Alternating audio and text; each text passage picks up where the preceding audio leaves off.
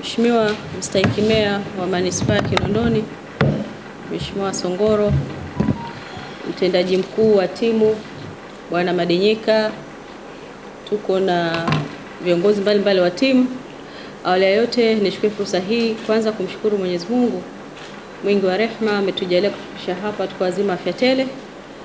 Lakini pia nichukue fursa hii tena kuwakaribisha sana ndugu wanahabari katika taarifa yetu hii, mkutano wetu huu mfupi kuhusiana namna gani sasa tunaenda kuanza tena raundi ya pili ya msimu wetu wa ligi kuu ya Tanzania bara.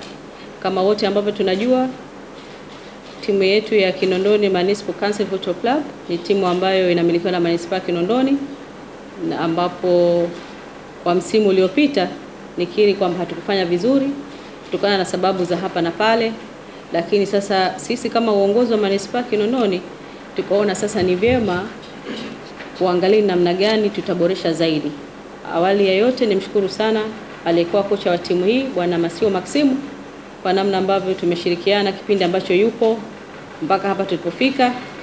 Amefanya kazi yake, tunamshukuru, lakini sasa tukaona kwamba kutokana na hali ilivyo sasa tuende tukabadilisha tena upepo, kwa maana kwamba tumchukue mtu mwingine ambaye kuiongoza timu yetu ya KMC, ambapo leo sasa tunaenda sasa Mstahiki Meya anaenda sasa kumkabidhi tena timu Bwana Abdallah Mohamed Juma.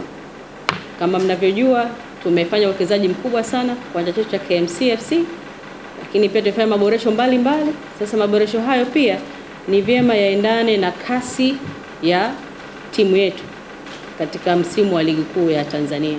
Sasa na mimi nisiwe mwongeaji mkubwa kwa sababu maiki hii sio fani yangu. Sasa nitumie fursa hii nimkaribishe sasa Mstahiki Meya wa Manispaa Kinondoni kwa ajili ya kuongea maneno mawili machache, na baadaye sasa tuende katika hatua ya kusaini mkataba na kocha wetu huyu mpya wa KMCFC, ambaye na yeye pia tunachukua fursa hii pia kumkaribisha sana Kinondoni Municipal Council Football Club. Mheshimiwa Mstahiki Meya, karibu sana kuungana na hadhara hii.